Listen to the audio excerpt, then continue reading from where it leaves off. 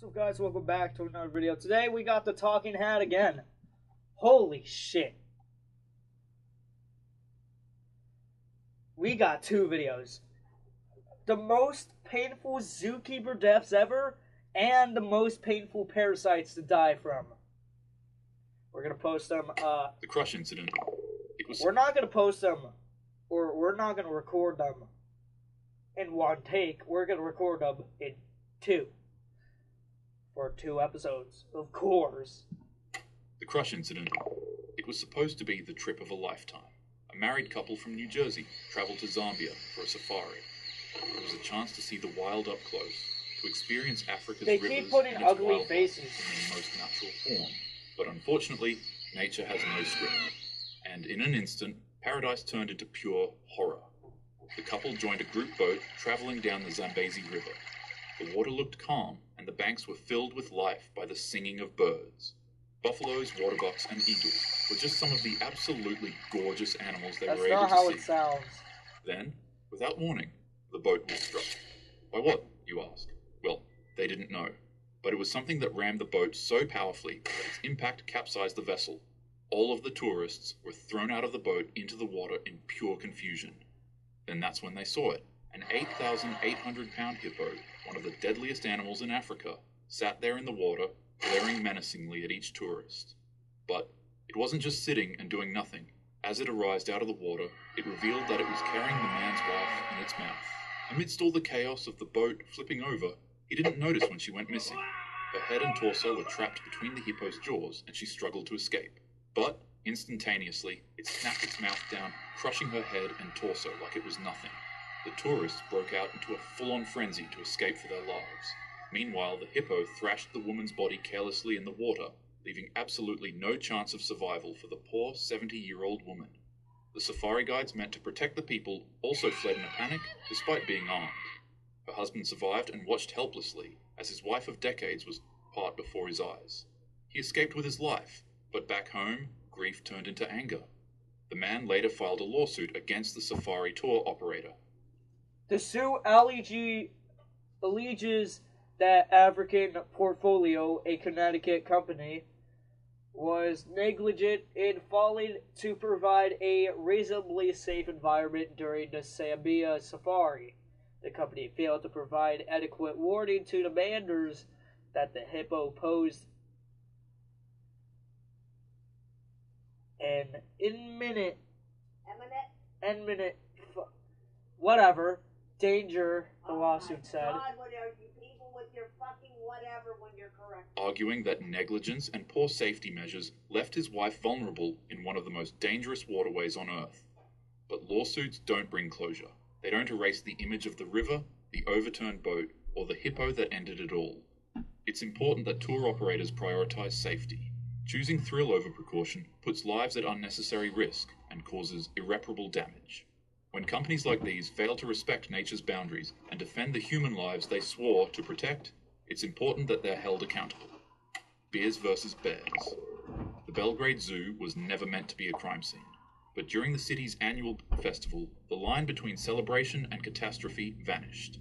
A 23-year-old drinking one too many beverages would begin enjoying himself a little too much at the festival.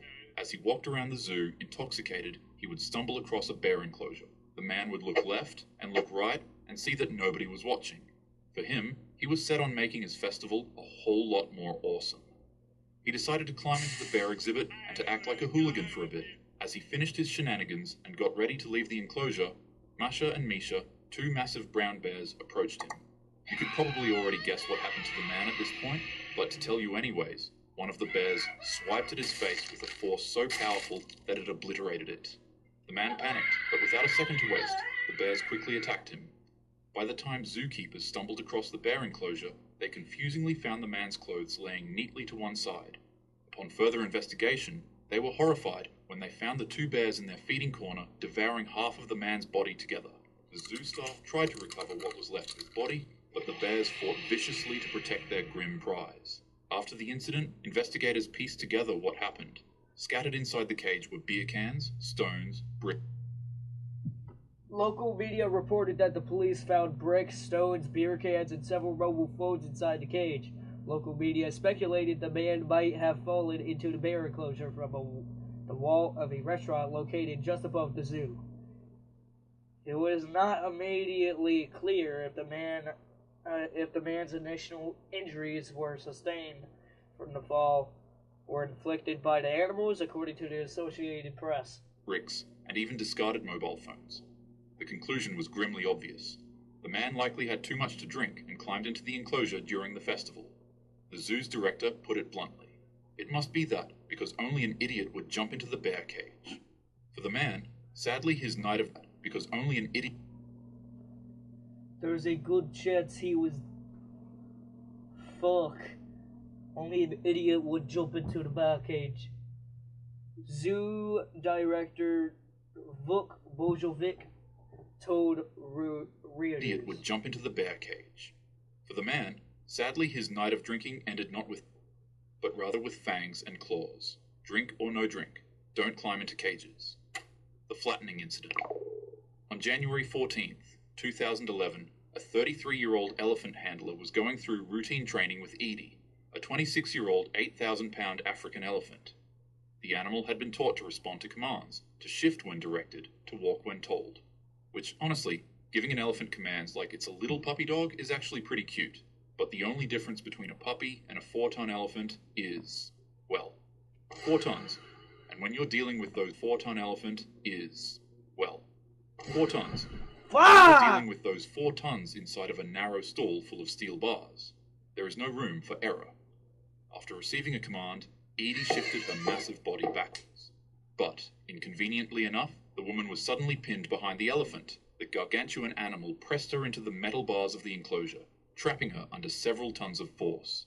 What was a bit of a minor annoyance quickly transformed into panic when the woman realized that the elephant was still moving backwards. Her face pressed against the steel bars of the stall, and her body began getting crushed between the weight of the elephant and the building. Another handler showed up, and upon witnessing the situation, they quickly shouted commands desperately to get the elephant to move. The elephant finally obeyed, but not before flattening the girl against the metal bars. When the elephant walked forward, the woman's body fell to the ground, crushed, flattened, and broken. She was quickly rushed to the hospital, but unfortunately there wasn't much that doctors could do to save her. Zoo officials later called it a tragic accident, saying Edie was simply responding to her training.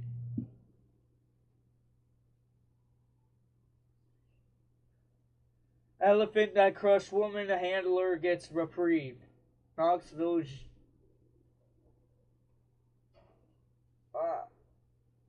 An African elephant that crushed handler Stephanie James at the Knoxville Zoo will not be punished. Officials at the Knoxville Zoo now believe that James died. Death was a tragic accident.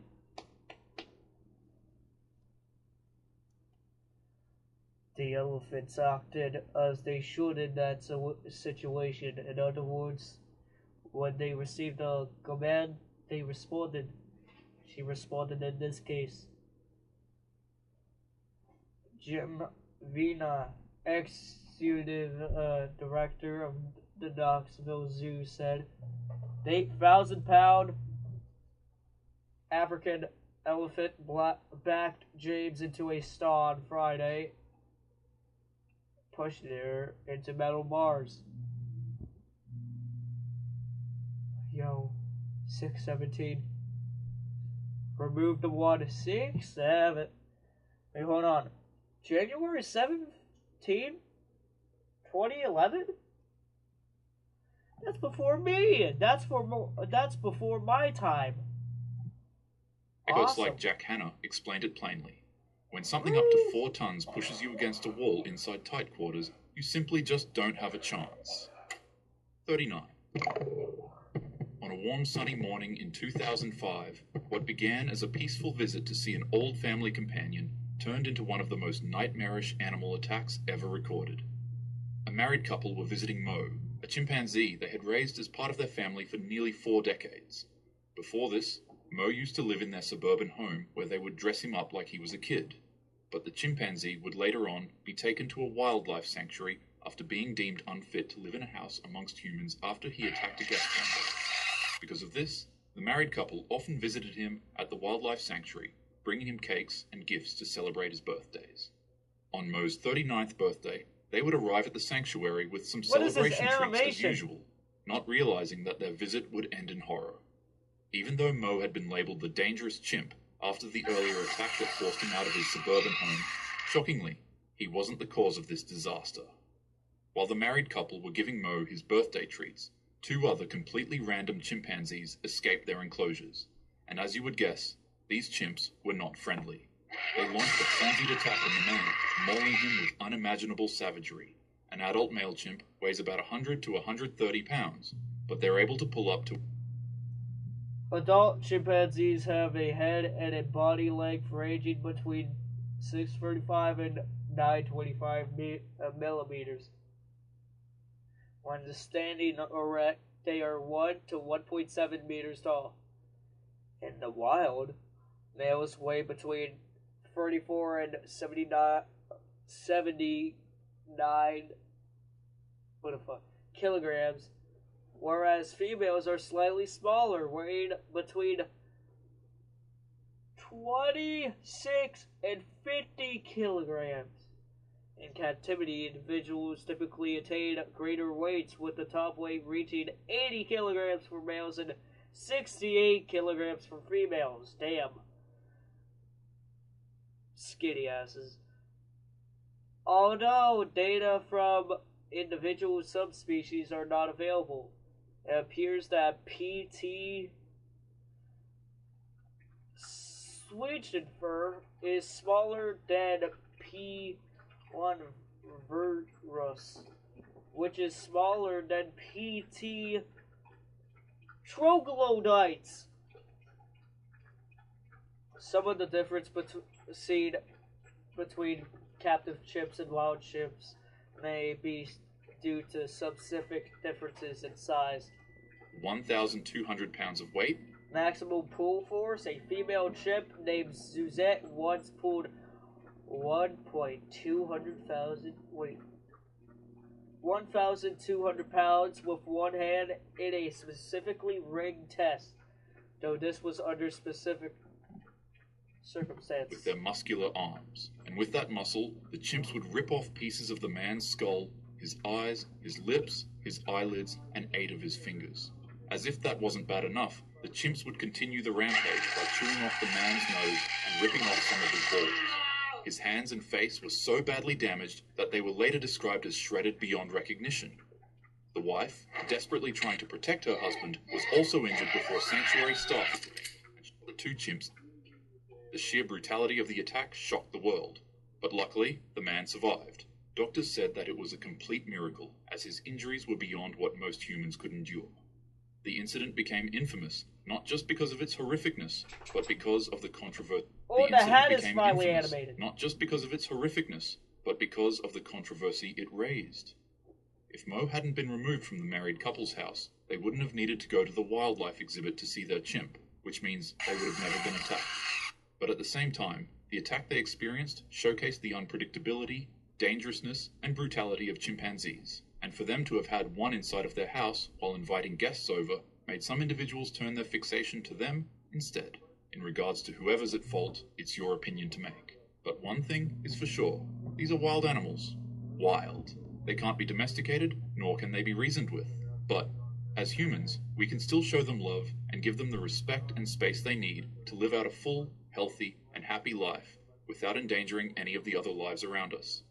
Respect nature and your neighbor, and the world goes round. Now, go and have a happy day. They're animated a little bit different. Go and have a happy day. Credit cutest animals.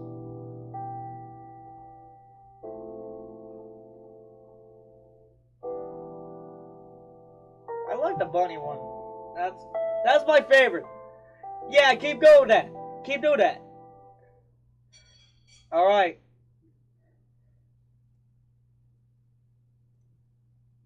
Well, that's the end of part 1. Here's part 2.